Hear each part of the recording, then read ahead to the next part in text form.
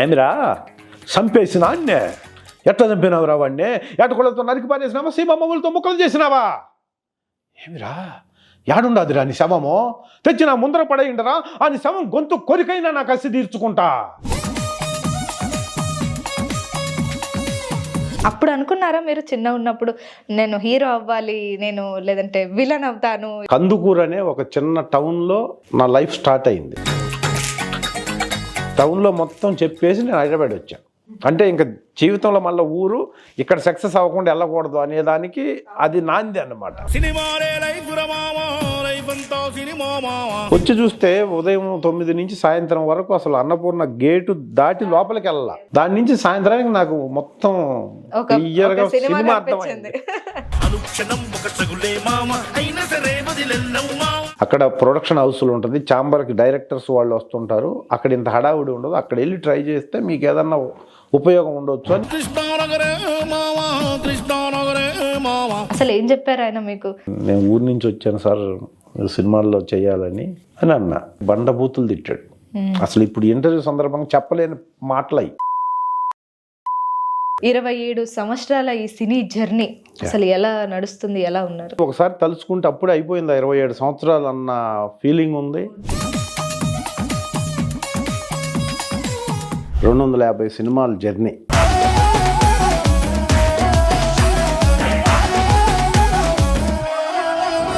$251 cinema start అవ్వాలి ఇప్పుడు. Hi, hello, నమస్తే, వెల్కమ్ టు మెగా9 టీవీ. నేను మీ జనని. సో ఒక సినిమాకి హీరో హీరోయిన్ ఎంత ఇంపార్టెంటో విలన్ కూడా అంతే ఇంపార్టెంట్ అనమాట. అసలు విలన్ లేకపోతే అక్కడ స్టోరీయే లేదనుకోండి. మరి సినిమాలో విలన్ నిజంగా రియల్ లైఫ్లో విలన్గానే ఉంటారా, లేదంటే హీరోలాగా ఉంటారా, ఎలా ఉంటారని చాలామందికి ఒక డౌట్ ఉంటుంది. కానీ మన దిల్ రమేష్ గారు నిజంగా రియల్ లైఫ్లో కూడా హీరోనే అనిపించుకున్నారనమాట. సో ఈరోజు స్టూడియోలో నాతో పాటు దిల్ రమేష్ గారు, దిల్లున్న రమేష్ గారు అని చెప్పొచ్చు. హాయ్ అండి, ఎలా ఉన్నారు? హాయ్, నమస్తే అమ్మా.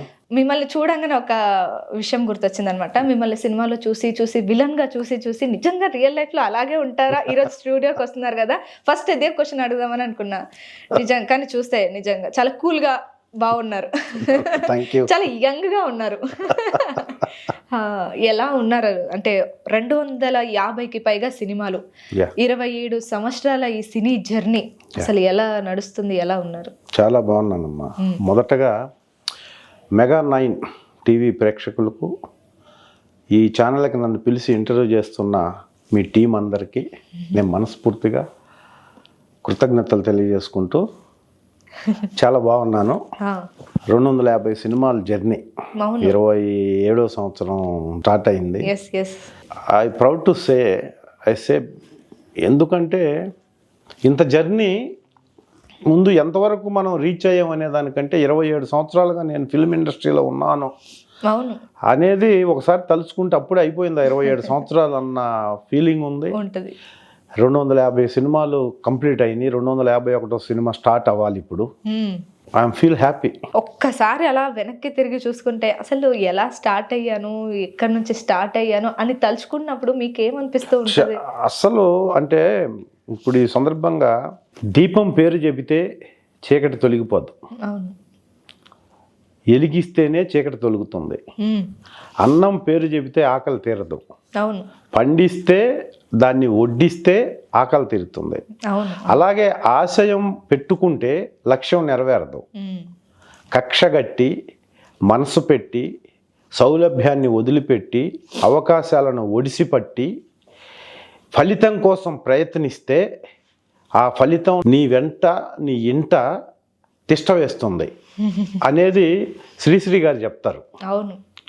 సో అలా ఎక్కడో ఒక మారుమూల అంటే ఇప్పుడు ఏపీలో ప్రకాశం జిల్లాలో కందుకూరు అనే ఒక చిన్న టౌన్లో నా లైఫ్ స్టార్ట్ అయింది. అవును, అప్పుడు ప్రిన్సిపల్ గా, కరెస్పాండెంట్ గా, ఒక లెక్చరర్ గా.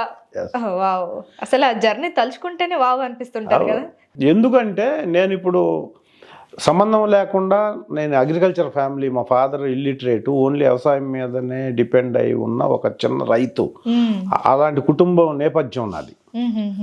సో ఎడ్యుకేషన్ బిగినింగ్ నుంచి పీజీ వరకు కంప్లీట్గా తెలుగు మీడియంలో చాలా తెలుగు మీద చాలా ఇంట్రెస్ట్తో తెలుగు మీడియంలో చదువుకున్నా, అంటే నాకు నేనుగా చదువుకున్నా, అంటే ఫాదర్కి మదర్కి వాళ్ళకి వ్యవసాయం చేసి ఏదో అలా ఒక వ్యవసాయం మీదనే డిపెండ్ అయ్యి మనకు ఉద్యోగాలు రావులే, ఏదో కొంచెం ఏదో చదువుకుంటున్నాడు అని చెప్పి వదిలేసి నేను ఏ రోజు చదువు మానేస్తాను అంటే మానేసి పొలం పని చేసుకో అంటానికి రెడీగా ఉండే ఒక చిన్న ఫ్యామిలీ.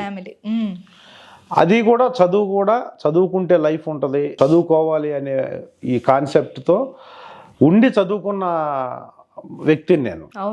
దానికి మా ఫాదర్కి ఏంటంటే వాడు ఏం చేసినా వాడికి డబ్బులు ఇద్దాం అన్న కాన్సెప్ట్లో ఉండే మా ఫాదరు, నేను చదువుతో పాటు చదువుకి నేను డబ్బు ఖర్చు పెట్టింది చాలా తక్కువ. ఎందుకంటే ప్రైమరీ నుంచి పీజీ వరకు నేను గవర్నమెంట్ స్కూల్స్, గవర్నమెంట్ కాలేజీ మొత్తం గవర్నమెంట్ త్రూనే చదివాను. నేను ఎక్కడ ప్రైవేట్ లేదు అప్పుడు, అసలు ప్రైవేట్ ఎడ్యుకేషన్ ఇన్స్టిట్యూట్స్ అప్పుడప్పుడే స్టార్ట్ అవుతున్న టైం అది. సో గవర్నమెంట్ స్కూల్లో చదివి గవర్నమెంట్ కాలేజీలో చదివినప్పుడు నేను ఖర్చు పెట్టిన చాలా తక్కువ. నేను చాలా ఎక్కువ ఖర్చు పెట్టాను వేరే వాటికి. ఎందుకు? కరాటే, డ్యాన్సు, ఈ ఫ్లూట్, మ్యూజికల్ ఇన్స్ట్రుమెంట్స్ నేర్చుకోవడానికి, వీటికి నేను ఎక్కువ ఖర్చు పెట్టాను అప్పట్లో. అంటే అప్పట్లో అది చాలా అబ్నార్మల్. మా సరౌండింగ్స్లో ఆ టైంలో చదువుకి ఖర్చు పెట్టడమే కష్టం. పేరెంట్స్ 10 సార్లు అడిగితే ఒకసారి ఇప్పుడు ఆ ఫీజుకి 500 ఫీజు, 530 రూపాయలు ఫీజు అంటే అది కట్టడానికి అడిగిన తర్వాత 1 మంత్ టైం పట్టేది. అలాంటి టైంలో నేను 50 రూపాయలు, 100 రూపాయలు కరాటీ కానీ, డ్రెస్సులు కానీ, షూస్ కానీ, మ్యూజిక్ నేర్చుకోవాలని, లేకపోతే కరాటీ నేర్చుకోవాలని, డ్యాన్స్ నేర్చుకోవాలని మా ఊరు నుంచి 30 కిలోమీటర్ల దూరం వెళ్ళి సైకిల్ మీద నేర్చుకునేటప్పుడు కూడా ఫాదర్ వాటిని ఏది ఆపకుండా నాకు డబ్బులు ఇచ్చేవాడు. సో నేను ఎందుకు అవి నేర్చుకోవాలనుకున్నా, నాకు beginning 9th class 8th class నుంచే ఐడెంటిటీ క్రైసిస్.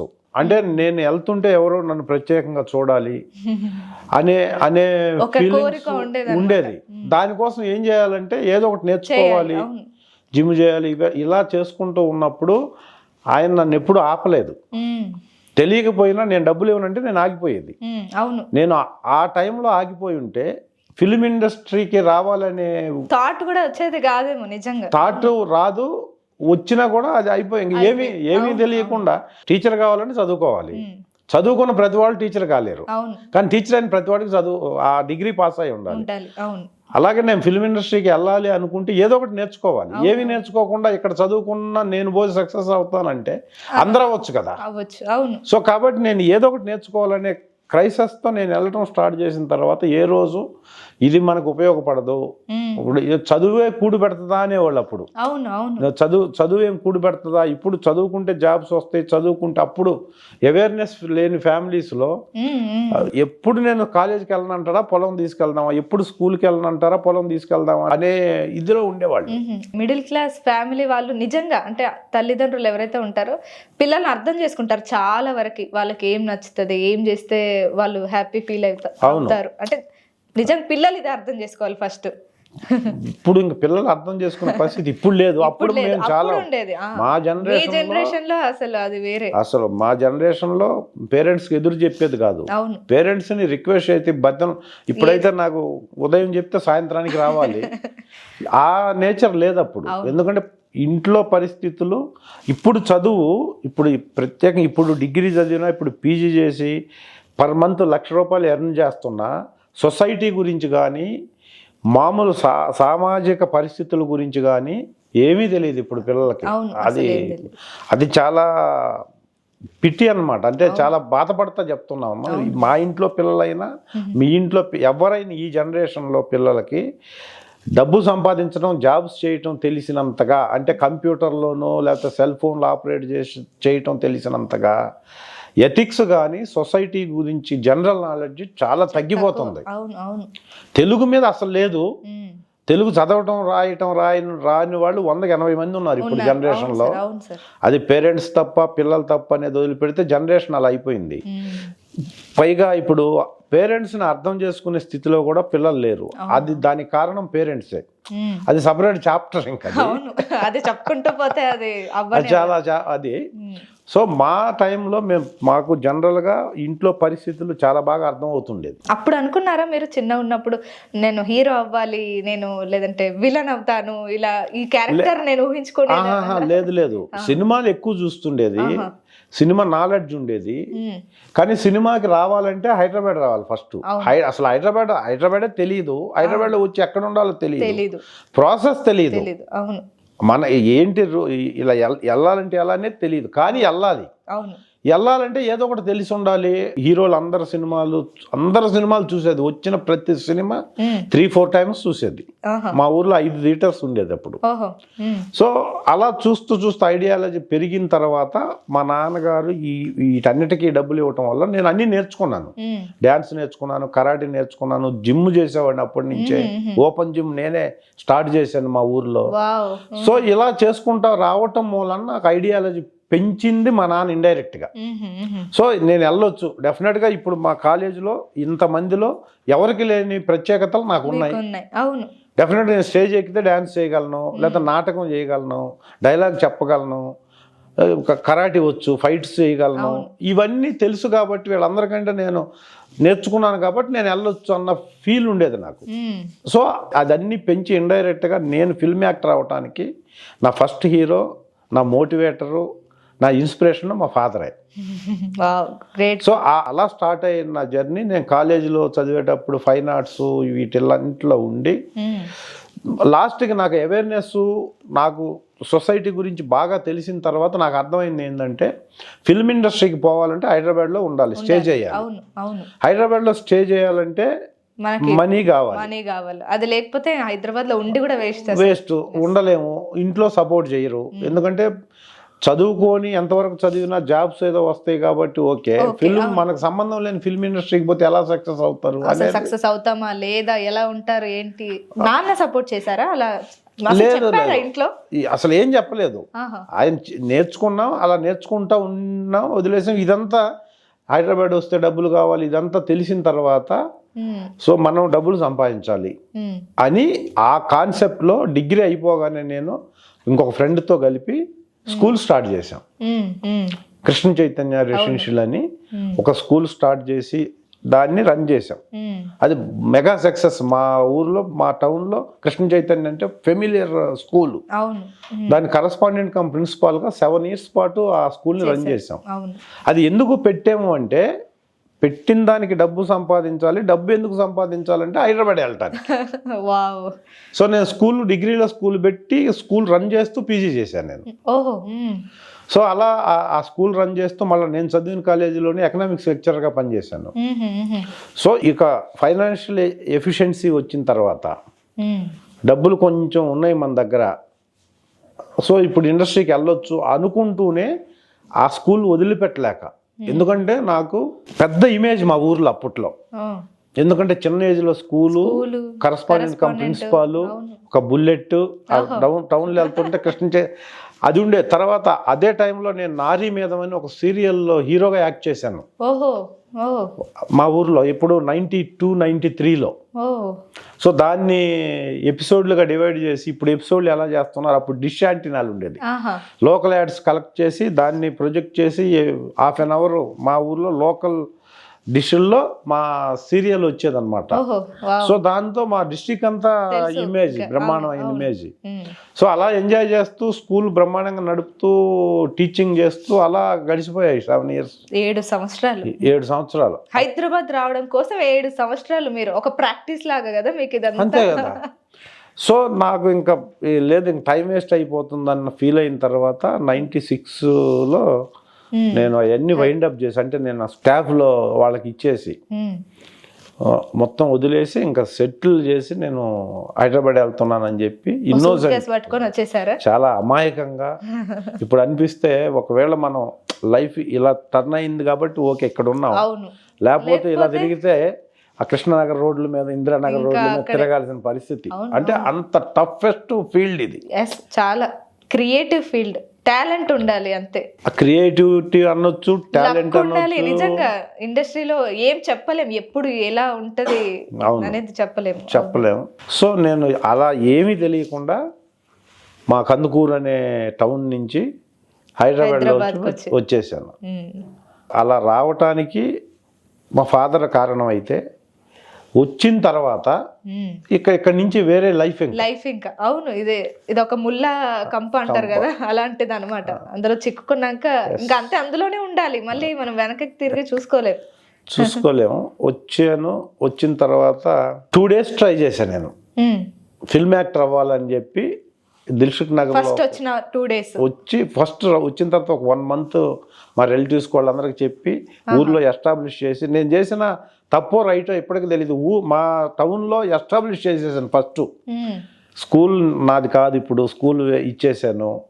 అంటే నాకు అప్పటికి ఇప్పటికి కూడా క్యారెక్టర్ నిలబెట్టుకోవాలి, మన కాండక్ట్ బాగుండాలి, ఎక్కడ మనల్ని ఎవరు బ్లేమ్ చేయకూడదు. అంటే మామూలుగా చెప్పాలంటే పరువు కోసం బ్రతుకుతారంటారు తెలుసా, అది ఆ స్కూల్ పెట్టినప్పటి నుంచి ఉండేది. ఎందుకంటే స్కూల్లో ఒక పేరెంట్ దగ్గర మనం బ్యాడ్ అవ్వకూడదు. ఒక పేరెంట్ వచ్చి ఏంటి మా వాడికి చదువు రావట్లేదని మనల్ని అడగొద్దు. ఒక స్టూడెంట్ వెళ్ళి మా స్కూల్లో పాఠాలు సరిగా చెప్పట్లేదని వీళ్ళు అనకూడదు. పేరెంట్స్కి మనం ఫీజు కట్టమంటే ఇమీడియట్గా నెక్స్ట్ డే వచ్చి ఫీజు కట్టాలి. నెక్స్ట్ డే వచ్చి ఫీజు కట్టాలంటే ఎలా ఉండాలి స్కూలు?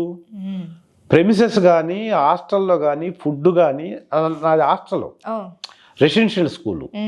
సో నైట్ అక్కడే పడుకునేది, పిల్లలతోనే ఉండేది. సో ఉండటం మూలాన ఏమైందంటే క్రెడిబిలిటీ విపరీతంగా పెరిగింది. కృష్ణ చైతన్య రెసిడెన్షియల్ అంటే వాళ్ళు ఇద్దరు ఉన్నా ఒకళ్ళు ఉన్నా వాళ్ళు స్కూల్లో ఉంటారు, పిల్లలతో ఉంటారు, చూసుకుంటారు అనేది ఎక్కడ ఇంకో ఎవరన్నా చిన్న నెగిటివ్ చెప్తే అసలు డైజెస్ట్ అయ్యేది కాదు.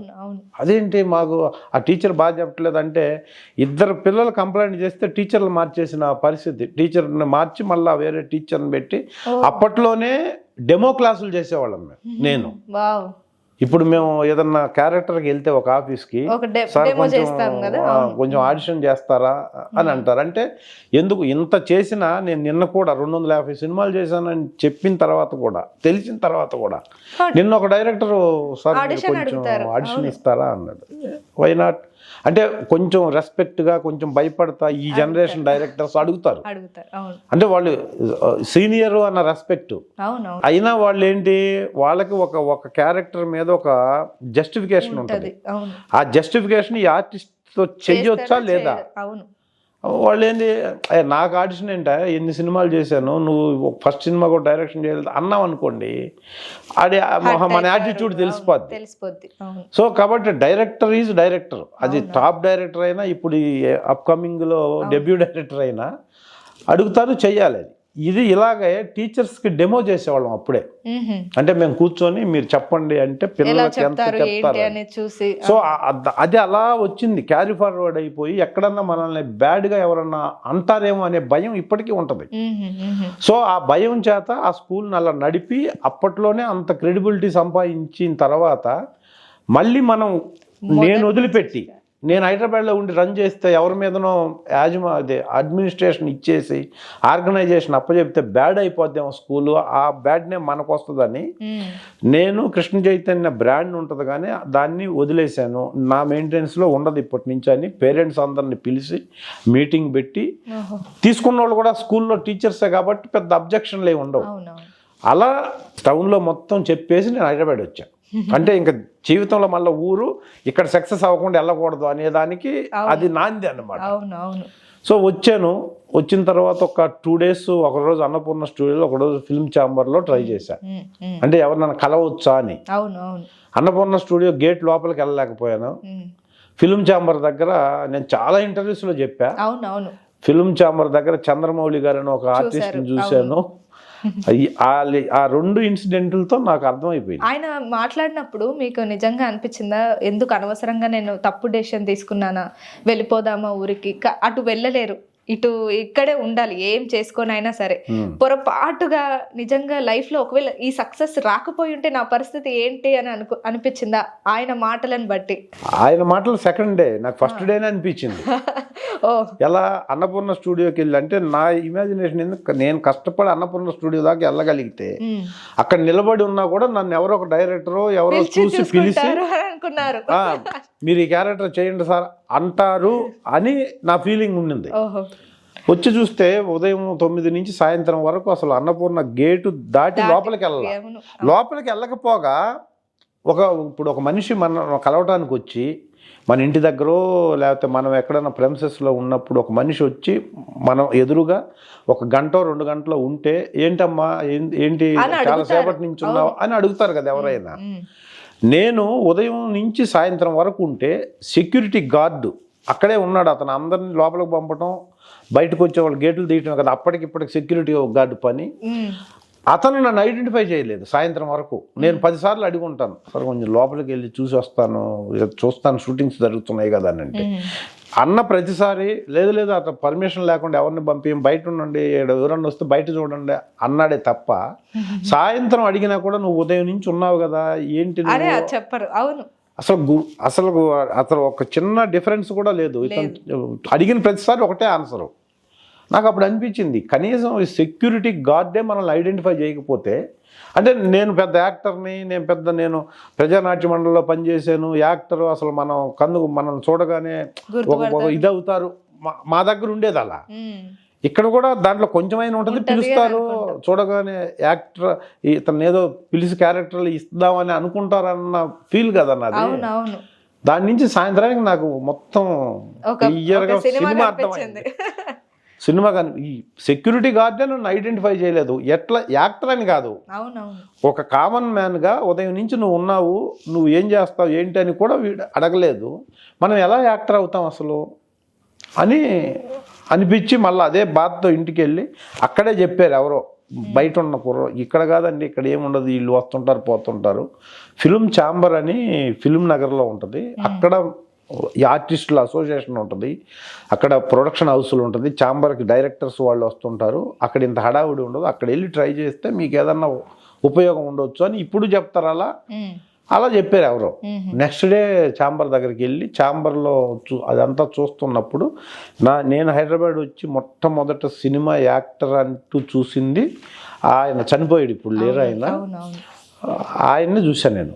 అసలు ఏం చెప్పారు ఆయన మీకు? చెప్పడం కాదు, నేను మా ఊర్లో ఉన్నప్పుడు ఆయన కూడా నాకు ఫిల్మ్ యాక్టర్ అని తెలుసు. ఎందుకంటే చాలా సినిమాల్లో ఆయన ఊరి పెద్దగా పెద్ద మనుషుల్లో చేస్తుండేవాడు అప్పుడు పాత సినిమాల్లో, బ్లాక్ అండ్ వైట్ సినిమాల నుంచి. నేను మా ఊర్లో ఉన్నప్పుడు తను కూడా హైదరాబాద్లో కారులో తిరుగుతాడని ఒక ఇమాజినేషన్ నాకు. అంటే ఫిల్మ్ ఇండస్ట్రీ అంటే అసలు అందరూ కోటీశ్వరులే ఉంటారు అన్న ఫీలింగ్ కదా ఇప్పుడు, అప్పుడు ఎప్పుడైనా అంతే తెలియని వాళ్ళకి. సో నేను ఆయన్ని ఫిల్మ్ ఛాంబర్ గేట్లో నుంచి లోపలికి వస్తున్నప్పుడు చూశాను, ఈయన వస్తున్నాడు యాక్టర్ అని తెలుసు, అర్థమైపోయింది. కానీ ఆయన వచ్చింది ఒక లోనా మీద, టీవీఎస్ 50 కంటే ఇంకా చిన్న బండి ఒకటి ఉండేది లోనా అని, ఆ బండి మీద వచ్చాడు ఆయన. అస్సలు నాకు ఫస్ట్ అటెంప్ట్ ఆయన్ని చూసి కింద బండి చూడగానే నాకు ఫీజులు ఎగిరిపోయినాయి. ఫస్ట్ అర్థం ఏంటిది అసలు ఆయన కాదా అన్న. అంటే నా ఇమాజినేషన్ వేరు, ఆకాశంలో ఉన్న నా ఇమాజినేషన్ పాతాళానికి పడిపోయింది దెబ్బకి. సార్ మీరు ఫిల్మ్ యాక్టర్ కదా అన్న. అతను ఒక ప్రెస్టేషన్లో వచ్చాడు అక్కడ, చాలా ప్రెస్టేషన్లో. ఆయన అసలు పట్టించుకోకుండా పైకి వెళ్ళిపోయాడు. గంట సేపటికి మళ్ళీ కిందకు వచ్చాడు ఆయన.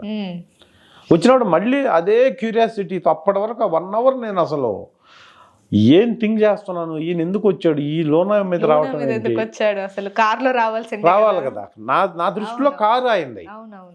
సో మళ్ళీ కిందకు వచ్చినప్పుడు మళ్ళీ ప్రజెంట్గా వెళ్ళి సార్ మీరు సీరియస్గా వెళ్ళిపోయాడు ఫస్ట్.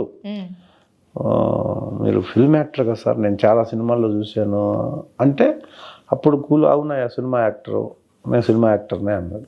వెంటనే నా క్వశ్చను, సార్ ఈ బండి మీద వచ్చారేంటి సార్ మీరు, ఈ బండి మీద వచ్చారేంటి అన్నప్పుడు ఆయన ఎక్స్ప్రెషన్ ఇప్పటికీ నాకు గుర్తు. ఏమయ్యా నువ్వు 250 రూపాయలు ఇస్తారు నాకు రోజుకి, ఈ బండి మీద కాకపోతే కారులో వస్తాను నేను, ఇంకా నాకు ఈ బండి అన్నా ఉంది, ఇది కూడా లేకుండా చాలా మంది ఉన్నారు, అసలు ఏం కావాలి నీకు అన్నాడు. అసలు నాకు 250 ఏంటి, ఈ బండి ఏంటి, ఏం అడగాలో తెలియలా. అది కాదు సార్, నేను ఊరి నుంచి వచ్చాను సార్ సినిమాల్లో చేయాలని అని అన్నా. ఎందుకు వస్తారా మీలాంటి వాళ్ళు, నా బ్యాక్గ్రౌండ్ ఏం చెప్పాలి, ఎందుకు వస్తారు మీలాంటి వాళ్ళు, రోజు ఇలాగ అడుగుతారు, ఇలాగే వచ్చి మేము ఇక్కడ ఇబ్బందులు పడుతున్నాం, ఇది మీరు చూసినంత ఈజీ కాదు అని అంటే, అసలు నువ్వు ఏంటి అంటే అప్పుడు చెప్పాను నేను, స్కూల్ సార్ నాది, ఇట్లా వదిలేసి వచ్చాను సార్ నేనంటే బండబూతులు తిట్టాడు. అసలు ఇప్పుడు ఇంటర్వ్యూ సందర్భంగా చెప్పలేని మాటలయ్యి, అంతా తిట్టి ఎందుకు వస్తారు మీరు, తెలుసుకోవాలి కదా వచ్చేటప్పుడు, అసలు ఎవరినన్నా కనుక్కోవాలి కదా, నీకు తెలియకుండా హైదరాబాద్ వచ్చేటప్పుడు నువ్వు అవన్నీ మళ్ళీ వెళ్ళమన్నాడు. మళ్ళీ వెళ్ళి నువ్వు స్కూల్ స్టార్ట్ చేసి రేపే వెళ్ళిపో, నువ్వు అసలు ఈ హైదరాబాద్లో ఉంటే నువ్వు చెడిపోతావు, నీకు మ్యారేజ్ అయింది అంటున్నావు, పాప అంటున్నావు, అస్సలు చాలా గంట సేపు చెప్పాడు. నేను చెప్తాను, ఇప్పుడు ఎవరన్నా అడిగితే అట్లా ఇన్నోసెంట్గా వచ్చి టైం వేస్ట్ చేసుకుని అయినా చెప్తాను, ఎవడు ఎండో అది వేరే విషయం, సెకండ్ డే అలా చెప్పి స్కూలు ఇది అనేసరికి ఇంకా అసలు ఆయన ఫ్లాట్ అయిపోయాడు. అసలు చాలాసేపు ఉండి, నేను చెప్తున్నాను ఇని నువ్వు వెళ్ళిపో, మళ్ళీ స్కూల్ పెట్టుకో వాళ్ళు ఇవ్వకపోతే, కానీ ఇక్కడ మాత్రం వద్దు, ఇది అసలు చాలా వేస్ట్ ఫీల్డ్ ఇది అది అని చెప్పి వెళ్ళిపోయాడు ఆయన. ఆ రోజు డిసైడ్ అయ్యాను నేను, ఇది కాదు ప్రాసెస్, సినిమా ఫీల్డ్ వేస్టా కాదనేది పక్కన పెడితే ప్రయత్నం ఇలా చేయకూడదు, ఇలా చేస్తే ఏమీ రాదు. మనం ఇక 10 years ఉన్నా కూడా ఇక్కడ అడుక్కు తింటామేమో కానీ ఆర్టిస్టం కాలేదు అని అర్థమైపోయింది నాకు. నెక్స్ట్ 3rd డేనే నేను వేరే జాబ్కి ట్రై చేయటం మొదలుపెట్టి, అసలు ఇంక ఇది లేదు బ్రెయిన్లో, అయిపోయాం, ఇంకా ఊరు వెళ్ళటానికి లేదు. ఈ మధ్యలో వాళ్ళని టచ్ చేశాను, మీ అమౌంట్ మీకు ఇచ్చేస్తాను, స్కూల్ ఏంటి పరిస్థితి అని. వాళ్ళు అసలు అప్పటికి మీరే ఎస్టాబ్లిష్ చేశారు కదా మాకు ఇచ్చామని, మళ్ళీ మీకు ఇవ్వటం అది కాదు. కానీ సార్ ఒక పని చేయండి, మీరు కూర్చున్న చైర్లోనే కూర్చోండి, వచ్చి మీరే అడ్మినిస్ట్రేషన్ చేయండి, మీరు చెప్పే సబ్జెక్ట్ మీరే చెప్పండి, మాకు మీరు 2500 ఇచ్చేవాళ్ళు కదా, మీరు 5000 తీసుకోండి, హ్యాపీగా ఇంకా ఏమి లేదు సార్ మీరుంటే మాకు హ్యాపీ అన్నట్టు చెప్పారు వాళ్ళు. ఇది అవ్వదు, ఇంక ఊరు వెళ్ళలేము అని చెప్పేసి అప్పుడు నేను మళ్ళీ వేరే రికమెండేషన్లో కొంచెం ఎడ్యుకేషన్ ఉంది కాబట్టి ట్రై చేసి మళ్ళీ ఈనాడులో జాయిన్ అయ్యా.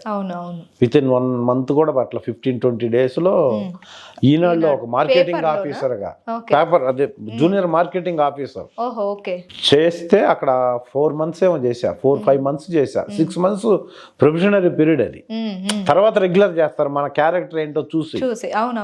సో నాకు అక్కడ చేరిన తర్వాత జాబ్ నేనేంటి 70-75,000 శాలరీలు ఇచ్చి స్కూల్లో స్టాఫ్కి 14 మంది 15 మంది ఉండేవాళ్ళు. ఆ శాలరీలు ఇచ్చి రాయల్గా 2-3 గంటలు టీచింగ్ చేసి అలా తిరుగుతుండేవాడిని నేను, రోజుకు 1-2 సినిమాలు చూస్తూ.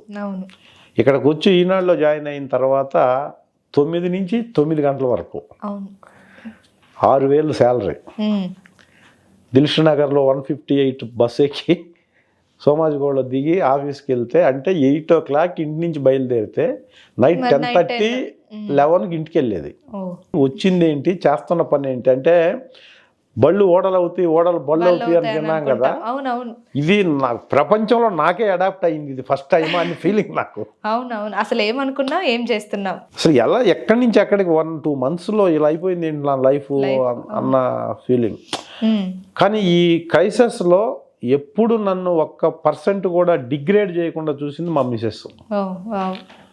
అంటే అప్పటికే మీకు పెళ్ళి అయిపోయింది, పాప ఉంది. పెళ్ళి అయిన తర్వాత వచ్చాను నేను హైదరాబాద్కి. సో ఒక స్కూలు, ఒక ఎస్టాబ్లిష్మెంట్ని వదిలేసి ఇక్కడికి వచ్చి, ఇక్కడ మళ్ళీ అది కాదని దీంట్లో చేరి ప్రెస్టేషను, ఒక సఫికేషన్ ఉంటుంది ఎక్కడైనా ఫ్యామిలీలో. మా ఫాదరు నన్ను ఎప్పుడు ఎప్పటికీ నన్ను ఇదేంటని క్వశ్చన్ చేసే వ్యక్తి కాదు. ఇంకొక ఫ్యామిలీ ఉంది కదా మా మిసెస్, వాళ్ళ ఫాదరు వాళ్ళ మదర్ వాళ్ళు, వాళ్ళకి అర్థం కాలేదేమి, ఇంట్లో కూడా అర్థం కాల, ఇంట్లో ఏం చెప్పలేదు నేను. అయినా కూడా అసలు ఎక్కడ ఏమీ ఇది లేకుండా, అవసరమైతే నేను జాబ్ చేస్తానులే, పోస్ట్ గ్రాడ్యుయేషన్ తను, సో నేను జాబ్ చేస్తానులే అనే కాన్ఫిడెన్స్ వాళ్ళ ఫ్యామిలీకి ఇచ్చి నన్ను ఏం క్వశ్చన్ చేయకుండా అలా ఉన్నది. నేను ఈనాడులో ఎందుకు జాయిన్ అయినప్పుడు చాలా కంపెనీలు ఉన్నాయి కదా, ఈనాడులోనే జారడానికి కారణం ఏంటంటే రామోజీ ఫిల్మ్ సిటీకి అప్పుడే కన్స్ట్రక్షన్ అవుతుంది. 96-97లో అయిపోయి 97 ఎండ్లో మా నాన్నకి పెళ్లి ఫస్ట్ సినిమా చేశారు. ఆ ప్రాసెస్లో ఇక్కడి నుంచి ఏదో ఒక రకంగా అక్కడికి వెళ్ళొచ్చేమో అనే డెఫినెట్ గా అదే. thought లో, అమ్మో. వేరే దాంట్లో చేరవచ్చు కానీ ఈనాడులోనే చేరడానికి పర్టికులర్ గా రామోజీ ఫిల్మ్ సిటీకి వెళ్ళొచ్చు ఇక్కడి నుంచి డిప్యుటేషన్ మీద ఏదో వెళ్ళి అక్కడ ఫిల్మ్స్ వాళ్ళకి దగ్గర అయిపోయి అక్కడ ఫిల్మ్స్ లో యాక్ట్ చేయొచ్చు ఫ్యూచర్ లో అని అవును. దాంట్లో జాయిన్ అయ్యాను. జాయిన్ అయిన తర్వాత ఒక 4 months స్టాఫ్ అందరూ పరిచయం అయిన తర్వాత ఒక స్టాఫ్ ద్వారా వేరే ఒక ల్యాబ్లో ఒక చిన్న పోస్ట్, ఒక ఇంటర్మీడియట్ కుర్రోడికి ఒక పోస్ట్ ఉంది. అవునవును. సో అక్కడ ఎవరన్నా మీకు తెలిసిన వాళ్ళు ఎవరైనా ఉంటే పంపించండి అని చెప్తే నేనే వెళ్ళాను ఆ ఇంటర్వ్యూ. అవునవును. ప్రసాద్ ల్యాబ్స్. ప్రసాద్ ల్యాబ్స్. అక్కడ మళ్ళీ ఆయన నాగినీడి గారని అవును అవును మర్యాద రామన్నలో విలన్గా చేసిన ఆయన అప్పుడు ప్రసాద్ ల్యాబ్స్ ఎండి. ఆయనది ఒక ప్రైవేట్ ల్యాబ్ ఆయన పెట్టుకుంటుంటే దాంట్లో ఒక ఎంప్లాయీ కావాలన్నప్పుడు నాకు వేరే వాళ్ళ ద్వారా తెలిస్తే నేనే వెళ్ళాను. వెళ్ళి ఆయనతో ఇంటర్ సార్ నేను జాయిన్ అవుతాను మీ దగ్గర అంటే, నువ్వేంటి ఏంటంటే నేను ఇది సార్ ఇది ఇది అని చెప్తే లేచి వెళ్ళిపో నువ్వు, నీకు జాబ్ ఇచ్చే పరిస్థితి కాదు ఇది, ఇంత ఓవర్ క్వాలిఫికేషన్ నాకు అవసరం లేదు, నేను చిన్న ల్యాబ్ నాది, నేను ఇంటర్మీడియట్ చదివే కుర్రోడు ఎవడన్నా ఉంటే చాలు నాకు, నేను పెట్టుకున్న సపరేట్గా నేను ప్రసాద్ ల్యాబ్లో ఉంటాను అని చెప్పాడు ఆయన. చెప్పి నువ్వు మళ్ళా ఆ చంద్రమౌళి గారు చెప్పి నీ రిపీట్ చేశాడు ఈయన, వెళ్ళిపో నువ్వు అని. రెండోసారి ఈయన ఇంకా పెద్ద లెవెల్ క్లాసు. అంటే ఒక మంచి ఫ్యూచర్ ఉన్నోడు చెడిపోతున్నాడు అంటే ఎవరైనా చెప్తారు, ఎందుకంటే ఇది ఇక్కడ చెడిపోతాడనే తెలుసు. చెడిపోవడానికి 80% ఆస్కారం ఉందని తెలిసినప్పుడు కూర్చోబెట్టి చాలా చెప్పి, మూర్ఖులు మీరు చదువుకున్న మూర్ఖుడు అంటారు మిమ్మల్ని, తెలియకుండా ఎలా వస్తావు నువ్వు అని చెప్పి ఆయన చాలా చెప్పి నేను చేర్చుకోను కాగా నువ్వు వెళ్ళిపోయి నువ్వు ఏమీ తెలియకుండా స్కూల్ పెట్టి సక్సెస్ అయ్యావు కదా, ఇప్పుడు అంతా తెలుసు కదా నీకు, వెళ్ళి మళ్ళీ పెట్టుకో, వచ్చి ట్రై చేసావు, ట్రై కూడా కాదు ఇది వేస్ట్ ఫీల్డ్, అన్క్వాలిఫైడ్ పర్సన్స్కి అందరికీ సెల్యూట్ చేయాలి, కాళ్ళు పట్టుకోవాలి. అన్క్వాలిఫైడ్ పర్సన్స్ ఉంటారు ఇక్కడ, ఎథిక్స్ మోరల్ ఏమీ ఉండదు, ఎవడి డెవలప్మెంట్ కోసం వాడే ప్రయత్నం చేస్తుంటాడు, నీకు ఎవ్వడూ హెల్ప్ చేయడు, రాకూడదు అసలు ఇలాంటి ఫీల్డ్కి, వెళ్ళిపో అన్నాడు. నేను క్లియర్గా చెప్పాను వెళ్ళటం అనేది లేదు సార్, ఇంకా ఇలా వచ్చాను సార్ నేనంటే, అప్పుడు అన్నాడు ఆయన నువ్వు చేస్తా సరే ఏదో దరిద్రానికో అదృష్టానికో నువ్వు హైదరాబాద్ వచ్చావు, జనరల్గా చాలా మంది పల్లెటూరు నుంచి సిటీకి వచ్చి పిల్లల్ని చదివించుకోవడానికి వస్తారు కదా, అలా వచ్చాను అనుకో, మీ పాప అంటున్నావు ఆ అమ్మాయిని మంచి స్కూల్లో సరిగ్గా చదివించుకుంటూ నువ్వు ఈనాడులో పనిచేయి, ఎందుకంటే ఇప్పుడు ఉన్న బ్యానర్స్ ప్రైవేట్ ఆర్గనైజేషన్స్లో ద బెస్ట్ ఆర్గనైజేషన్ అంటే ఈనాడు.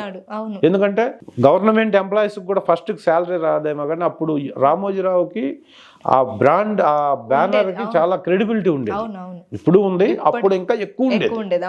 ఫస్ట్కి మార్నింగ్ శాలరీలు వచ్చే కంపెనీ ఏదంటే ప్రైవేట్ దాంట్లో రామోజీరావు ఆర్గనైజేషన్ అనేది అయింది. సో మంచి బ్రాండ్లో చేరావు, రేపు పొద్దున్న నీకు రెగ్యులర్ అయిపోయిన తర్వాత బాగుంటుంది అక్కడ ఫీచరు, అది ఇంటర్నేషనల్ బ్రాండ్ అవ్వబోతుంది కాబట్టి అక్కడ ఉండు, నా దానికి వస్తే నువ్వు వేస్ట్ అని చెప్పాడు.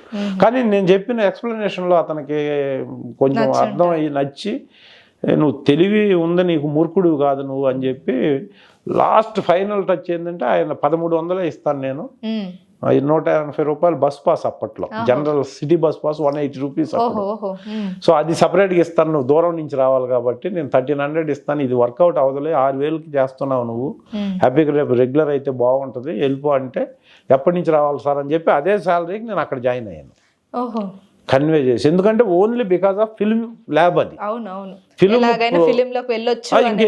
దీంట్లో ఉంటే ఎయిదర్ ఫిల్మ్ యాక్టర్ అవటమా లేదా వదిలేసి దీంట్లో జాబ్ చేయటమా, రెండే అన్ని కనీసం ఫిల్మ్ ఇండస్ట్రీ వాళ్ళతో టచ్ లో ఉండొచ్చు, అదొక సాటిస్ఫాక్షన్ మనకి ఉంటది అన్న ఫీలింగ్ తో నేను వచ్చి జాయిన్ అయ్యాను.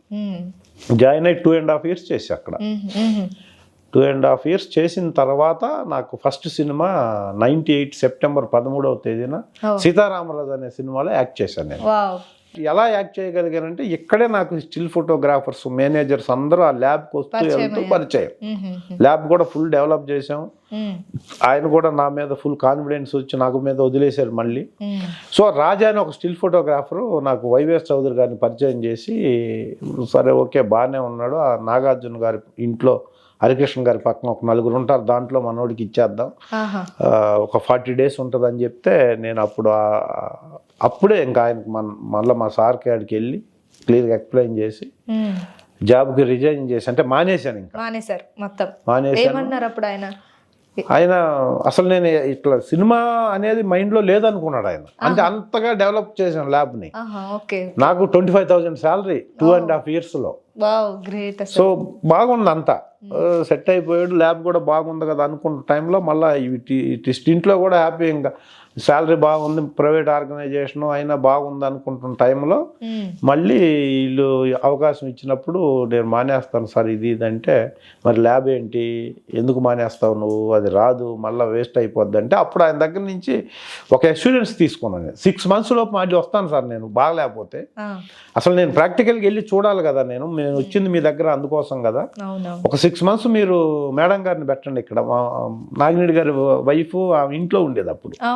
సో ల్యాబ్లో ఆవిడని పెట్టండి, నేను ఖాళీ ఉన్నప్పుడు వచ్చి చెప్తుంటాను.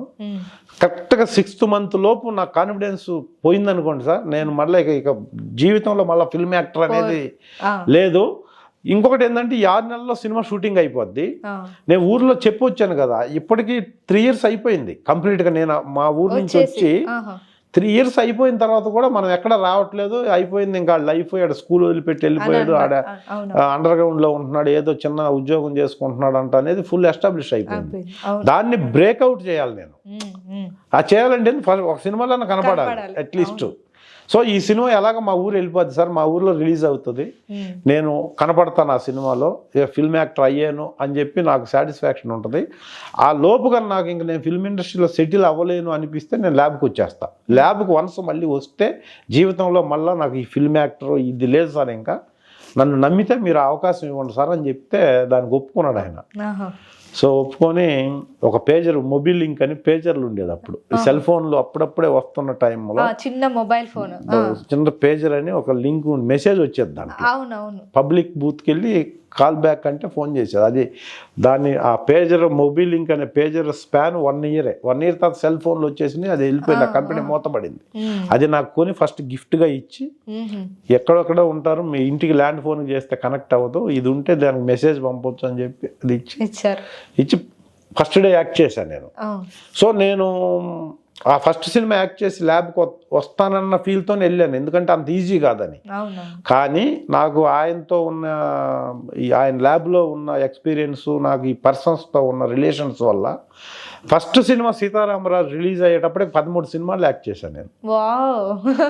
ఈ పరిచయాలన్నీ నాకు యూజ్ అయినాయి అప్పుడు ల్యాబ్లో నేను వర్క్ చేయటం. అప్పుడు ల్యాబ్ రమేష్ అనేవాళ్ళు నన్ను. అవునవును.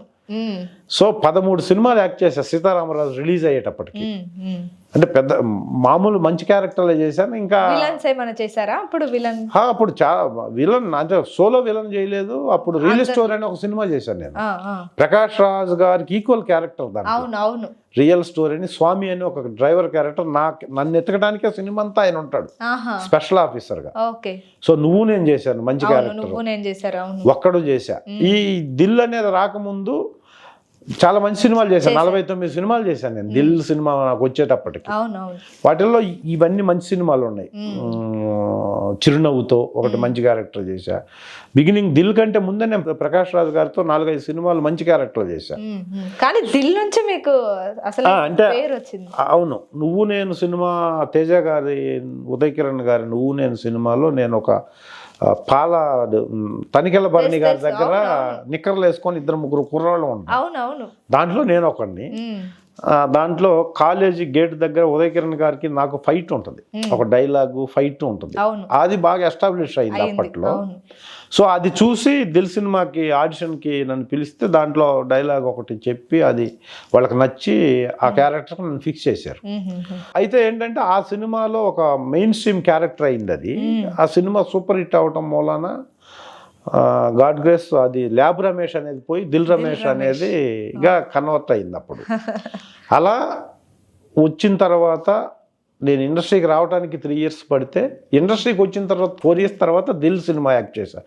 1998 సెప్టెంబర్లో నేను ఎంట్రీ ఇచ్చి 2003లో దిల్. ఈ మధ్యలో 50 సినిమాల జర్నీ ఉంది నాకు. అసలు గ్రేట్ అండి, 50 సినిమాలు ఆ గ్యాప్ లో చేయడం. అనుకున్నారా నేను సక్సెస్ అవుతాను 50 సినిమాలకు దగ్గరలోకి వెళ్తాను, ఒకవేళ యాక్ట్ చేసినప్పుడు అనుకున్నారా అమ్మయ్య నేను మొత్తానికి సినిమా ఇండస్ట్రీలోకి వచ్చాను అని అనుకున్నారా? నేను ప్రతిరోజు ఫీల్ అయ్యేవాడిని సీతారామరాజు చేసిన రోజులు. ఎస్, నేను రీచ్ అయ్యాను. ఇంకా ఏం చేసినా సంతోషం ఇంకా వేరే 250 రూపీస్ పర్ డే. 4 days చేయగానే 1000 రూపీస్ తీసుకుంటే 1000 రూపీస్ చూస్తే 1 lakh చూసిన ఫీలింగ్ ఉండేది. ఇది కరెక్ట్ గా నా ఎర్నింగ్, ఇది ల్యాబ్ లోను లేకపోతే అది ఇది కాదు, ఇది నా పని అని. ఎస్, బైక్ వేసుకొని పోతే 50 రూపాయలు, బైక్ కి 200 రూపీస్ రెమ్యునరేషన్, 250 రూపీస్ 4-5 days అవగానే క్యాష్ ఇచ్చేవాళ్ళు. అప్పుడు అది పట్టుకు వెళ్తుంటే ఆ ఫీల్ ఇప్పటికి కూడా, ఇప్పుడు 1,00,000 రూపాయలు వచ్చినా ఆ ఫీల్ లేదు. అప్పుడు ఎస్, నేను ఫిల్మ్ యాక్టర్ అయిన, ఈ సినిమా రిలీజ్ అవుతుంది కందుకూరులో, ఇక అందరికీ నేను ఫిల్మ్ యాక్టర్ అని చెప్పొచ్చు అన్న ఫీల్డ్లోనే ఉండేవాడిని. ఇప్పటికి కూడా నాకు ఒక సినిమా, కొత్త సినిమాలో ఒక డైరెక్టర్ క్యారెక్టర్ చెప్తున్నాడు వస్తుందంటే షూటింగ్కి వెళ్ళే రోజు మాత్రం అదే ఫీల్ ఉంటుంది. ఒక సినిమా చేసి ఏదో జాబ్ చేసుకోవాలనుకున్న నాకు, అసలు హైదరాబాద్ అంటే ఏంటో తెలియదు నాకు. ఒక సినిమా అనుకోని నేను యాక్ట్ చేసిన రోజున నుంచి 250 సినిమాల జర్నీ అంటే మామూలు విషయం కాదు. డబ్బుతో సంబంధం లేదమ్మా. నీకు 100 కోట్లు ఉన్నా, నీకు 10 కోట్లు ఉన్నా, 1,00,000 రూపాయలు ఒక రోజుకు మనకి ఏదైనా సినిమాకి సంపాదించినా రాని ఫీలు ఆ 250 ఫిల్మ్స్ 27 years జర్నీ అనేది నాకు, ఇప్పుడు నీకు అనిపించకపోవచ్చు, ఎదుటోళ్ళకి అనిపించకపోవచ్చు, కానీ ముందు అందుకే సెల్ఫ్ ఆత్మ తృప్తి కంటే మించింది ఏది లేదంటారు కదా, అదే అనమాట. ఎవరు చేసే ఫీల్డ్ లో వాళ్ళకి ముందు సాటిస్ఫాక్షన్ ఉండాలి. ఆ సాటిస్ఫాక్షన్ నాకు ఉంది. ప్రతి సినిమా చేసేటప్పుడు కూడా అనిపిస్తుంది కొత్త జర్నీ లాగా ఉంటది. కొత్త డైరెక్టర్ పిలిచాడు, కొత్త క్యారెక్టర్, కొత్త పర్సన్స్ పరిచయం అవుతారు. ఎస్, ఈరోజు 250 ఫస్ట్ మూవీకి నేను యాక్ట్ చేయటానికి వెళ్తున్నాను. ఏ సినిమా చేస్తున్నా డైరెక్టర్ పెద్ద అయినా చిన్న అయినా నా యాటిట్యూడు, నా సిన్సియారిటీ అదే విధంగా ఉంటుంది. అక్కడ డైరెక్టర్ ఏది చెబితే దాన్ని ఏమన్నా బెటర్గా చేయగలమా అనేది ఆప్షన్లో చెప్పాల్సిందే తప్ప ఇది వద్దు, ఇది అంటే చిన్న డైరెక్టర్లకి చిన్న భయం ఉంటుంది సీనియర్లు అంటే. ఇప్పుడు చిన్న డైరెక్టరే రేపు పెద్ద డైరెక్టర్, అలా అయిన వాళ్ళే ఇప్పుడు ఉన్నోళ్ళు అందరూ. ఇప్పుడు నేను చెయ్యని డైరెక్టర్ లేడు, నేను చెయ్యని హీరో లేడు. చిన్న క్యారెక్టర్ పెద్ద క్యారెక్టర్ పక్కన పెట్టండి, నేను అందరు హీరోలతో చేశాను, ఇప్పుడున్న అందరు డైరెక్టర్లతో పనిచేశాను. వీళ్ళందరూ ఒకప్పుడు చిన్న డైరెక్టర్లే, నేను ఒకప్పుడు చిన్నే. ఇప్పుడు చిన్నగా వచ్చే వాళ్ళకి పెద్దవాళ్ళని చూస్తే, అంటే సీనియర్స్ని చూస్తే చిన్న భయం ఉంటుంది. అది ఫస్ట్ డేనే పోగొట్టాలి వాళ్ళకి. నా కాన్సెప్ట్ అది. నువ్వు ఏం చెప్తున్నావు, నీ కాన్సెప్ట్ ఏంటో చెప్పు, నేను ఏం చేయాలో చెప్పు. సో ఈ ఫీల్తోనే వెళ్తాను కాబట్టి ప్రతి సినిమా చేసేటప్పుడు మీరు అడిగిన ఆ ఫీల్ ఉంటుంది నాకు. ఈ రోజే వచ్చా నేను, ఇదే ఫస్ట్ సినిమా అనుకుందాం అన్న ఫీల్తోనే వెళ్తాను నేను. అలా వెళ్తున్నాం కాబట్టి, అంత అడాప్షన్ ఉంది కాబట్టి యంగ్ డైరెక్టర్స్తో కూడా ఇన్ని రోజులు ఉన్నామేమో, ఇంకా నాకు పిలిచి క్యారెక్టర్లు ఇస్తున్నారు. ఉంటది కాబట్టి ఉన్నాను ఇండస్ట్రీలో. ఇప్పుడు ఒక 10 సినిమాలు చేస్తున్నా. 10 సినిమాలు ఉన్నాయి. మెయిన్ స్ట్రీమ్ క్యారెక్టర్లు చేస్తున్నా నేను ఇప్పుడు. అంటే ఆ సినిమాల్లో, పెద్ద సినిమాల్లో పెద్ద డైరెక్టర్లు ఒక రేంజ్లో ఎక్స్పెక్ట్ చేసి ఆ క్యారెక్టర్స్ ఇస్తారు. కానీ ఆ పెద్ద క్యారెక్టర్లే ఇప్పుడు ఏ సినిమా మీరు చూడండి, సినిమా కథలు ఒకటే ఉంటాయి. బేస్ యాక్షన్ అంటే ఒక విలన్ ఉంటాడు, హీరో ఉంటాడు, ఫాదర్ ఉంటాడు, మదర్ ఉంటాడు. బడ్జెట్ను బట్టి క్యారెక్టర్లు మారుతాయి. ఇప్పుడు నీకు 100 కోట్ల సినిమాలో ఒక విలన్ మెయిన్ స్ట్రీమ్ లో ఒక విలన్కి రైట్ హ్యాండ్ ఉంటాడు, ఫెరోషియస్ ఉంటాడు, పరిగెత్తాడు, ఫైట్ చేస్తాడు, అగ్రెసివ్గా డైలాగ్స్ చెప్పాలి అంటే, ఇప్పుడు ఒక మీడియం సినిమాకి దిల్ రమేష్ గారిని పెడదాం బ్రహ్మాండంగా ఉంటుంది అనుకుంటారు. ఇప్పుడు అదే 100 కోట్ల రూపాయలు బడ్జెట్ ఉన్న సినిమాలో కూడా విలన్కి రైట్ హ్యాండ్ చేసే పెర్ఫార్మెన్స్ అదే ఫెరోషియస్ గా చేయాలి, అదే పరిగెత్తాలి, అయ్యే ఉంటాయి. కానీ అక్కడ చిన్న సినిమాల్లో మెయిన్ విలన్ గా చేసిన వాళ్ళని అక్కడ రైట్ హ్యాండ్ గా పెడతారు వాళ్ళు. ఎందుకంటే బడ్జెట్ ఉంది వాళ్ళకి. రోజుకి 1,00,000 రూపాయలు తీసుకునే ఆర్టిస్ట్ని కూడా పిలిచి రైట్ హ్యాండ్ గా పెట్టి చేయించుకుంటారు. వాళ్ళకి ఎందుకంటే ఫేసెస్ కావాలి, ఎస్టాబ్లిష్డ్ ఫేసులు కావాలి. ఇండియా అంతా వెళ్ళిపోద్ది ఆ సినిమా. సో అదే కథ మీడియం బడ్జెట్ సినిమాలకు వచ్చేసరికి అంత ఎఫిషియన్సీ ఉండదు ఫైనాన్షియల్గా వీళ్ళకి. అప్పుడు వీళ్ళు ఎత్తుకుతారు, ఏంటి ఇప్పుడు మనం ఈ క్యారెక్టర్కి ఎవరిని పెడదాం, సరే మెయిన్ విలన్కి ఎవరిని పెడదాం, మనం అంత పెట్టలేం, మన 4 కోట్లు బడ్జెట్. ఇప్పుడు సినిమా మొదటి షోకే చిన్న సినిమా అనేది మొదటి షోలో హిట్ అంటే చిన్న సినిమా పెద్ద సినిమా, అవును. మొదటి షో ఫట్ అంటే పెద్ద సినిమా కూడా చిన్న సినిమా. అవును. So director efficiency, budget efficiency అనేది ఇక్కడ పెద్ద పని చేయట్లా. ఇప్పుడు కథలో విషయం ఉండాలి. అవును. అప్పుడు ఏంటంటే సెకండ్ లేయర్ డైరెక్టర్స్ సెర్చ్ చేస్తున్నప్పుడు మన పేరు అక్కడ రావాలి. అవును. 5-6 ఆప్షన్లు ఉంటాయి ఒక్కొక్క క్యారెక్టర్. అవును. ఏదో బడ్జెట్, లేకపోతే క్యారెక్టరు, లేకపోతే హీరోకి మనకి హైట్ మ్యాచింగ్, బోల్డ్ ఉంటాయి వాళ్ళకి. సో ఆ ప్రాసెస్లో మనం వాళ్ళకి ఐడెంటిఫై అయ్యి మనం వాళ్ళని ఓకే దిల్ రమేష్ గారిని పెట్టొచ్చు అని అనుకున్నారంటే సక్సెస్ మనం. అవును. సో ఇప్పుడు ఈ క్యారెక్టర్లు డిఫైన్ చేసే పెద్ద సినిమాల్లో మెయిన్ స్ట్రీమ్ క్యారెక్టర్లు వస్తాయి. అంతేగాని మనల్ని దిల్ రమేష్ మెయిన్ స్ట్రీమ్లో పెడదామని 100 కోట్ల బడ్జెట్లో ఆలోచించకపోవచ్చు వాళ్ళు. ఎందుకంటే వాళ్ళకి నెసిటీ లేదు. నెసిటీ లేదు. హీరో సజెషన్స్ ఉంటాయి అక్కడ, డైరెక్టర్కి ఆప్షన్లు బోల్డ్ ఉంటాయి. సో కాబట్టి నేను చూస్ చేసుకున్నది ఏంటంటే పెద్ద సినిమాలకి నేను వెళ్ళి అగ్రెసివ్ కలిసి మీ సినిమాలో నాకు క్యారెక్టర్ ఇవ్వండి సార్ అంటే డెఫినెట్గా ఇస్తారు. కానీ నేను రెగ్యులర్గా చేసే క్యారెక్టర్లే అవుతున్నాయి. సో నేను అనుకున్న క్యారెక్టర్లు చేయాలంటే సెకండ్ లేయర్లో ఉన్న మీడియం బడ్జెట్ సినిమాల డైరెక్టర్లని కన్నా మనం అడాప్ట్ అవ్వగలిగితే సో ఇక్కడి నుంచి అటు వెళ్దాం. సో వర్క్ సాటిస్ఫాక్షన్ ఉంటుంది, కొంచెం డిఫరెంట్ క్యారెక్టర్స్ వస్తాయి అనే ప్రాసెస్లో యాజ్ అన్ ప్రజెంట్ నుంచి అంటే ఒక 1 year దగ్గరగా నేను ఈ డెసిషన్ తీసుకున్నా. అందుకనే పెద్ద సినిమాల్లో ఎక్కువ కనపట్ల, చిన్న సినిమాల్లో, చిన్న అంటే మీడియం సినిమాల్లో చాలా మంచి క్యారెక్టర్లు ఇస్తున్నారంటే పెద్ద డైరెక్టర్ ఇచ్చినా చిన్న డైరెక్టర్ ఇచ్చినా డైరెక్టర్ చెప్పే కాన్ఫిడెన్స్ ఒకటే ఉంటుంది. నాకు ఇలా కావాలి సార్ అని 4 కోట్ల రూపాయల సినిమాలో ఉన్న డైరెక్టర్ అదే చెప్తాడు. ఎక్కడ నాది 4 కోట్లు మీ ఇష్టం వచ్చినట్టు చేయండి సార్. అతనికి అతని సినిమా 100 కోట్లు, ఆ క్యారెక్టర్ని కూడా అంతే ప్రేమిస్తాడు అతను. సార్ ఈ చిన్న షార్ట్ కాదు సార్, ఇది షార్ట్ చాలా ఇంపార్టెంట్ సార్, నాకు ఇలా కావాలి సార్ అని వాళ్ళు అడిగినట్టు అడుగుతారు ఈ డైరెక్టర్లు కూడా.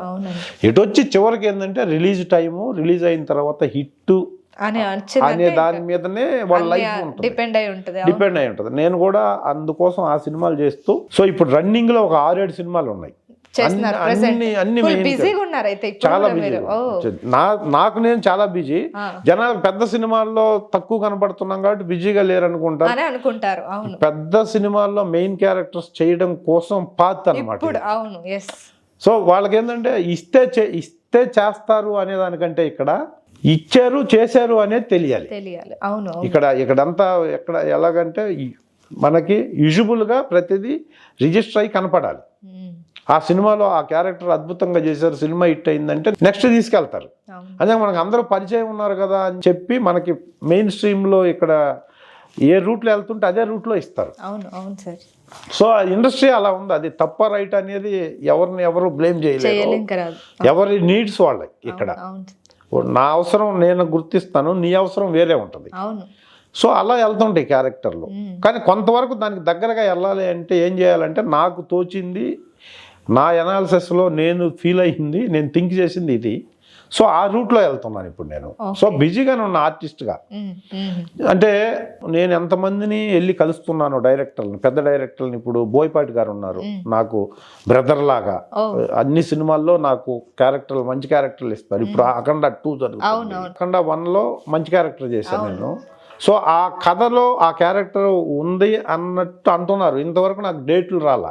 ఆ డైరెక్టర్ ఉన్నాడు, డెఫినెట్గా నేను వెళ్ళి కలుస్తా, ఉన్నా లేకపోయినా కలుస్తాను. ఎందుకంటే నన్ను ఎంకరేజ్ చేసే డైరెక్టర్లో ఇప్పుడు తను చాలా నాకు బ్రదర్ లాగా. సో నేను ఇలా కలిసేవాళ్ళు ఎంతమంది ఉన్నారో నన్ను కలిసేవాళ్ళు కూడా అంతమంది ఉన్నారు ఇప్పుడు. మా సినిమాలో కొంచెం మీరు ఆ క్యారెక్టర్ చేయాలి సార్ అని. సో అది హ్యాపీ నాకు. సో నేను అడాప్ట్ అవుతున్నాను, ఇంకా అడాప్ట్. ఇప్పుడు వచ్చే డైరెక్టర్లకు కూడా అడాప్ట్ అయితే వీళ్ళే పెద్ద డైరెక్టర్ రేపు. సో అది ఒక హ్యాపీ. ఇంకొక హ్యాపీనెస్ ఏంటంటే పెద్ద డైరెక్టర్లు నాకు ఇప్పటికీ విలన్కి రైట్ హ్యాండ్ ఆ క్యారెక్టర్లు ఇస్తున్నారు కదా. జనరల్గా అయితే ఏది ఆ క్యారెక్టర్లు చేసి ఇదయ్యా ఇంకేం చేస్తాము, లేకపోతే చేయటానికి పరిగెత్తాలి, ఫైట్లు చేయాలి. 15 సంవత్సరాల క్రితం 20 సంవత్సరాల క్రితం చేసినట్టు ఇప్పుడు చేయలేము అన్న ఫీల్ నాకు లేదు. ఎందుకంటే నేను కంఫర్ట్గా ఉన్నాను, హెల్తీగా ఉన్నా, చేస్తాం. ఇంకొకటి ఏంటంటే 20 సంవత్సరాల క్రితం నన్ను ఏ క్యారెక్టర్లు అయితే చూశారో అదే క్యారెక్టర్కి ఇప్పుడు డైరెక్టర్లు కూడా, పెద్ద డైరెక్టర్లు అదే క్యారెక్టర్లు ఇప్పుడు ఇస్తుంటే ప్రౌడే కదా అది. ఎందుకంటే 20 సంవత్సరాల క్రితం ఇచ్చిన క్యారెక్టర్లు ఇప్పుడు కూడా ఇస్తున్నారంటే నన్ను అలా ఫీల్ అవుతున్నారు అని, అవి వస్తున్నాయి కాబట్టి హ్యాపీ. ఎందుకంటే ఇంకా నన్ను అలా చేయగలడనే ఉద్దేశంతో నమ్మి ఇస్తున్నారు కదా. అసలు ఇంకేం చేస్తాడు, దానికి నేను ఏది ఇవ్వకుండా పోవట్లేదు. సో కాబట్టి అది హ్యాపీ నాకు. ఇప్పుడు వచ్చిన డైరెక్టర్లు పిలుస్తున్నారు కాబట్టి ఇది హ్యాపీ. టోటల్ గా ఫిల్మ్ ఇండస్ట్రీలో చాలా హ్యాపీగా ఉన్నారు. మీరైతే అందరు హీరోలతో వర్క్ చేసి ఉంటారు కదా, వీళ్ళు అని కాకుండా బాలకృష్ణ గారు, ప్రభాస్ గారు, నాగార్జున గారు, ప్రతి ఒక్కళ్ళతో వాళ్ళతో ఎక్స్పీరియన్స్ ఎలా ఉంది? ఫస్ట్ బాలకృష్ణ గారి గురించి మాట్లాడుకుంటే అఖండాలో ఆల్రెడీ చేశారు, ఇప్పుడు చెయ్యబోతున్నారేమో తెలీదు. ఎలా ఉండే ఆయన? అఖండ కదమ్మా, నేను బాలకృష్ణ గారితో 4 సినిమాలు యాక్ట్ చేశాను. 2004లో వచ్చిన లక్ష్మీ నరసింహ ఫస్ట్ సినిమా నాది ఆయనతో. ఫస్ట్ సినిమాలోనే దిల్లు తర్వాత దిల్లు, ఇమ్మీడియట్గా యజ్ఞం తర్వాత ఇమ్మీడియట్గా లక్ష్మీ నరసింహ, తర్వాత సంక్రాంతి, తర్వాత నేనున్నాను. ఈ 5 సినిమాలు వరుసగా చేశాను నేను, అన్ని పెద్ద సినిమాలు, అన్ని హిట్స్. లక్ష్మీ నరసింహలో నాకు ఫస్ట్ బాలకృష్ణ గారి కాంబినేషన్ చేశాను ఒక పెద్ద సీను. దాంట్లో కనకదుర్గమ్మ ముక్కు పుడక మునగాలంటే అర్థం ఏంటి అని ఒక కోడ్ వర్డ్ నా ఇంటికి వచ్చి నన్ను భోజనం చేస్తుంటే లేపి, చెప్పు నువ్వు ఏంటి దీని అర్థం ఏంటి అని అడిగితే, వైఫ్ పిల్లోడు వచ్చి చెప్పు నాన్న అంటే నేను ఒక డైలాగ్ చెప్తాను బాలకృష్ణ గారితో, భుజం మీద చెయ్యేసి అటు ఇటు నడిపిస్తూ పెద్ద సీన్ అది. మీ ఇంట్లో బాంబు పెట్టాను, హోటల్ శుభం లాడ్జిలో ఒక వ్యక్తిని తెచ్చి, కర్నూలు నుంచి ఒక వ్యక్తిని తెచ్చి దాంట్లో పెట్టాను, మేమంతా పోయి బాంబు పెట్టాం సార్, మీ ఇంట్లో అది పేలిపోతుంది, మీరు వెళ్ళండి సార్, ఇంత మంచి ఆఫీసర్ అని నాకు తెలియదు, మిమ్మల్ని చంపడానికి. ఆ దాంట్లో కూడా ధర్మభిక్షం అని ప్రకాష్ రాజు గారు అసిస్టెంట్, నేను రైట్ హ్యాండ్ క్యారెక్టర్. సో అది చాలా ఇంప్రెసివ్ సీన్ అనమాట సినిమాలో. వాళ్ళ ఫాదర్ ఆ బాంబ్ బ్లాస్ట్ వల్ల వాళ్ళ ఫాదర్ విశ్వనాథ్ గారు చనిపోతాడు ఆ సినిమాలో. సో అది చాలా ఇంపాక్ట్ క్రియేట్ చేసిన సీను, చాలా ఇంపార్టెంట్ సీను. నాకు అసలు బాలకృష్ణ గారితో యాక్ట్ చేస్తున్నాం, ఆయన అసలు నీ డైలాగ్ మాడ్యులేషన్ చాలా బాగుంది, ఆయనే రెండు టేక్లు అయితే చెప్పి, నువ్వు ఒక టేక్లో చేసావు, నాయే 2 టేక్లు అయినాయి, కీప్ ఇట్ అప్, బాగా చేస్తున్నావు అని అన్నాడు అప్పుడే. దాని తర్వాత సింహ, లెజెండ్, అఖండ 3 వరుసగా బోయపాటి గారి సినిమా. 3లో నేను బాలకృష్ణ గారి కాంబినేషనే చేశాను. సో టోటల్ గా 4 సినిమాలు చేశాను బాలకృష్ణ గారి. అసలు చాలా చిన్నపిల్లోడిలాగా, అందరు చెప్పేది అది, చిన్నపిల్లోడు మనస్తత్వం, చాలా మంచి వ్యక్తి. ఎదుటి ఉన్న వాళ్ళు కూడా నాలాగే ఉంటారు, నేనే వీళ్ళు అని ఫీల్ అయ్యే మనిషి. చాలా హంబుల్ అనమాట. అసలు ఏది అనిపిస్తే అది చెప్పేస్తాడు. నీ షర్ట్ భలే ఉందంటే భలే ఉంది అంటాడు, అంతే. నేను ఇంత పెద్ద కాబట్టి నేను చెప్పకూడదు అది అని ఏముండదు. నువ్వు ఎదురుగా యాక్ట్ చేస్తుంటే నువ్వు ఇలా చెయ్యి నేను ఇలా చేస్తాను, నువ్వు ఇలాను అని చెప్పేసి చాలా అంటే కో ఆర్టిస్ట్ లాగా ఉంటాడు. ఆయన ఏంటి ఒక ఏ రేంజ్ అయింది అసలు. కానీ సీన్ చేసేటప్పుడు ఆయన ఎదురుగా పొరపాటున డైలాగ్ ఉండేదని చెప్పాల్సి వస్తే ఆయన నేను ఇలా చెప్తాను, నువ్వు ఇలా చెప్పు అంటే ఎదుటున్నది నాలాంటి వ్యక్తే, చిన్నోడేం కాదు అని చెప్పి సజెషన్స్ చాలామంది హీరోలు మామూలుగా చూస్తుంటారు. ఎందుకు డైరెక్టర్ వచ్చి చెప్తాడు కదా మనకెందుకు అనేది. కానీ ఈయన అయితే ఏదన్నా ఆయనకు అనిపిస్తే చెప్పేస్తాడు ఇలా చేయని. మళ్ళా డైరెక్టర్ వచ్చి అలా ఎందుకు చేస్తున్నావు ఇలా చేయంటే ఇమీడియట్గా చెప్పేస్తాడు, మన తప్పు, డైరెక్టర్ చెప్పింది చేసే. అలా అసలు ఏ హీరో ఉండడు. ఇప్పుడు ఆయనకి పద్మభూషణ్ అవార్డు కూడా వచ్చింది. పద్మభూషణ్ ఆయనకి అంటే ఆయన సర్వీస్కి అది రెస్పెక్ట్. ఎందుకంటే ఎవరు చేయలేని సర్వీస్ ఆయనది. తెలియదు, క్యాన్సర్ హాస్పిటల్కి ఒకసారి వెళ్ళి చూస్తే తెలుస్తుంది ఎన్ని జీవితాలని ఆ క్యాన్సర్ హాస్పిటల్ కాపాడుతుందో అనేది. అది నార్మల్ డెత్ కాదు. మళ్ళా అంటే నేను ఎప్పుడు చనిపోతానో నాకు తెలిసిన జబ్బు అది ఒకటే. ఇప్పటి వరకు ఈ ప్రపంచంలో, ఈ దేశంలో డెఫినెట్గా పేషెంట్కి తెలియకపోయినా పేషెంట్ పక్కన వచ్చే గార్డియన్కు, ఫాదర్కో మదర్కో లేకపోతే వాళ్ళ పక్కన వచ్చే వాళ్ళకి ఖచ్చితంగా తెలుసు. ఏ డెడ్ లైన్తో సహా చెప్పే జబ్బు అది. క్యాన్సర్ హాస్పిటల్లో ఏ క్యాన్సర్ అయినా 3 నెలలు ఇతని లైఫ్ అన్న తర్వాత కూడా చాలా ఇంట్రెస్టింగ్గా మనం కీమోలో అవి చేపిస్తుంటారు అక్కడ. నేను వెళ్ళి చూశాను. వేరే ఒక్కొక్కసారి పేషెంట్లకే తెలుస్తుంది. వాళ్ళు చెప్తున్నా లైఫ్ 3-4 మంత్స్ అన్నారు. అబ్బా బాగుంటారు. మళ్ళీ కీమోలు చేసిన తర్వాత బాగుంటారు, పక్కన వాళ్ళకి తెలుసు, అందరికీ తెలుసు. జస్ట్ 1 వీక్ 10 days ఉంటుంది అంతే లైఫ్. డాక్టర్లు చెప్పిన డెడ్ లైన్కి బాగుండి కూడా ఆ టైంకి సడన్గా సిక్ అయిపోయి ఇంకొక 3-4 daysలో వెళ్ళిపోయే పేషెంట్లు అక్కడ ఉండేవాళ్ళంతా 100 మంది. పేదవాళ్ళు, డబ్బులున్నోళ్ళు, రకరకాలు. ఆ హాస్పిటల్కి చైర్మన్గా ఉండటం ఒక భారతరత్న ఇవ్వాలి. ఇప్పుడు ఫస్ట్ స్టార్ట్ అయింది సెంట్రల్, అంటే భారతదేశంలో ఉండే ప్రెస్టీజియస్ పద్మభూషణ్, పద్మవిభూషణ్, భారతరత్న ఇవి. చివరి స్టేజ్లో ఉన్న భారతరత్న దానికంటే ఇంకేదన్నా అవార్డు ఉన్నా కూడా ఖచ్చితంగా క్యాన్సర్ హాస్పిటల్లో సర్వీస్కి ఇవ్వాలి. అంటే ఆయన చేస్తున్నాడు, ఆయన డైరెక్ట్గా చేయకపోయినా అంత పెద్ద ఇన్స్టిట్యూట్ని నడుపుతున్నాడు చైర్మన్గా. ఒక స్కూలు, ఒక ఎడ్యుకేషన్ ఇన్స్టిట్యూట్ నడపడం ఎంత ఇంపార్టెంటో ఈ ఇన్స్టిట్యూట్ నడిపడం అంతకంటే ఇంపార్టెంట్. అదేమో దేశాన్ని కాపాడే భావి భారత పౌరులను తయారు చేసేది, ఇదేమో భావి భారత పౌరులుగా ఎదిగి ఎదిగి ఎదిగి ఎక్కడికో వెళ్ళిన వాళ్ళని చావుకి దగ్గరగా తీసుకెళ్ళి ఈ జబ్బు ఉన్న వాళ్ళని కొంతమందినన్నా నయం చేసే ఒక ఇన్స్టిట్యూట్ అది. అలా డెఫినెట్గా ఆయనకి పద్మభూషణ్ అవార్డు రావటం అనేది నేను ఒక బ్రదర్ లాగా ఆయన్ని విపరీతంగా అభిమానించి, ఎందుకంటే దగ్గర నుంచి చాలా సంవత్సరాలుగా చూస్తున్నాం. లక్ష్మీ నరసింహ సినిమాలో నేను చెప్పిన డైలాగు అఖండ జరిగేటప్పుడు క్రూషియల్ టైము ఏది, కరోనా క్రూషియల్ టైంలో అరుణాచలంలో షూటింగ్. అరుణాచలంలో టక్మని బాలకృష్ణ గారితో మంచి సీన్ ఉంది అని చెప్పి నన్ను పిలిచారు. నేను వెళ్ళి ఫస్ట్ డే మార్నింగ్ 9 ఆయన ఒక టైం అనుకుంటే ఆ టైంకి 5 నిమిషాల ముందు రెడీ అయి ఉంటాడు. పంక్చువాలిటీ, మాస్కులు అందరికీ. ఆయన ఒక చైర్ వేసుకొని కూర్చొని బుక్స్ చూసుకుంటూ ఉంటే మేము డ్రెస్ వేసుకొని వస్తుండగా దూరంగా కనిపించాడు మాకు కూర్చొని. లేట్గా అది ఇక్కడి నుంచి వెళ్ళి ఫ్లైట్ లేట్ అయిపోయి అక్కడ మేకప్ వేసుకొని షాట్లోకి వెళ్ళేసరికి 9:30 అట్లా అయింది. షాట్ రెడీగా పెట్టి కూర్చొని ఉన్నాడు ఆయన. అరే కూర్చొని ఉన్నాడని చెప్పేసి రన్లో పరిగెత్తుకుంటూ వెళ్ళి నేను ఇంకొక 4-5 ఉంటాం మాకు దీంట్లో వైట్ అండ్ వైట్ వేసుకొని మాస్క్ పెట్టుకొని పరిగెత్తుకుంటూ వెళ్తే నాకు ఇప్పటికి కూడా అసలు అది చాలా దూరంలో ఉన్నాను నేను. చాలా దూరంలో ఉంటే ఆయన దిల్ హీరోలాగా ఉన్నావులేవా స్లోగా రా అన్నాడు. ఎక్కడ ఉన్నా అసలు అంటే నేను మాస్క్ పెట్టుకొని ఆ డ్రెస్లో ఎవరు కనుక్కోలేరు. పక్కన 4-5 వస్తుంటే ఆ పరిగెత్తే దాన్ని చూసి ఎప్పుడో ఆయన లెజెండ్ సినిమా తర్వాత నన్ను చూడలేదు ఆయన. పిలిస్తే నాకైతే అసలు మాస్క్ తీసి పరిగెత్తుకుంటూ వస్తే స్లోగా కూర్చో అని చెప్పి అంత ఐడెంటిటీ ఉంటుంది ఆయనకి, అంత హంబుల్. అసలు ఆ స్టేజ్లో ఎవరు చూసినా చూడనట్టు ఉంటారు, చూసినా కూడా వచ్చిన తర్వాత నవ్వి మామూలుగా పలకరిస్తారు. అది ఏం ఉండవు ఆయనకి. అంత గొప్ప వ్యక్తి, గొప్ప మనిషి. ఆయనకి అసలు చాలా మంచి అవార్డు వచ్చింది కాబట్టి నేను వెరీ హ్యాపీ. చిరంజీవి గారు, నాగార్జున గారు. చిరంజీవి గారితో నాకు ఒకటే సినిమా గాడ్ ఫాదర్ ఒకటే చేశాను మొన్న 2 years బ్యాక్. అది ఒక్కటి ఉండేది నాకు. అందరితో చేశాను, చిరంజీవి గారితో రావట్లేదు అని ఒకసారి వచ్చినప్పుడు నేను యాత్ర సినిమా చేస్తూ మిస్ అయ్యాను నేను. అది మిస్ అయింది అనుకుంటున్న తర్వాత నేను అది గాడ్ ఫాదర్లో వచ్చింది. గాడ్ ఫాదర్లో చేసి ఆయన మాట్లాడారు. చిన్న ఆ సినిమాలో 2-3 సీన్లే కాంబినేషన్ ఉంటుంది. అది కూడా డైలాగ్ ఏమి ఉండదు. ఒక ఎమ్మెల్యే క్యారెక్టర్ నేను చేసిన దాంట్లో ఆయన్ని అబ్జర్వేషన్. ఆయన సెట్లో చిన్న ఇన్కన్వీనియంట్ ఉన్నా కూడా ఎవరి వల్ల ఇన్కన్వీనియంట్ అవుతుంది ఇమ్మీడియట్గా చెప్పగలరు ఆయన.